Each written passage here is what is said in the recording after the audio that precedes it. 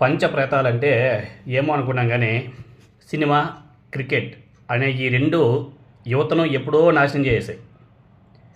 ఆ రెండింటికి తోడుగా ఇప్పుడు నీచ రాజకీయాలు, కులపిచ్చి, మతపిచ్చి ఈ మూడు ఆ రెండుకి జోడయ్యాయి. తోడయ్యి ఇప్పుడు ఈ పంచభూతాల కన్నా ఈ ఏదైతే పంచభూతాలు ఉన్నాయో ఈ పంచభూతాల కన్నా ఎక్కువగా ప్రాచుర్యం పొందినవి ఈ పంచప్రేతాలే. ఏవేవి? సినిమా, క్రికెట్, కులపిచ్చి, మతపిచ్చి, రాజకీయ, ఇవి ఈ ఐదు కలిపి ఇప్పుడు పంచప్రేతాలేని. ఈ ప్రేతాలు ఈ తరానికి మాత్రమే కాదు, భావి తరాల పాలిట కూడా పెనుసాపాలుగా మారిపోయాయి.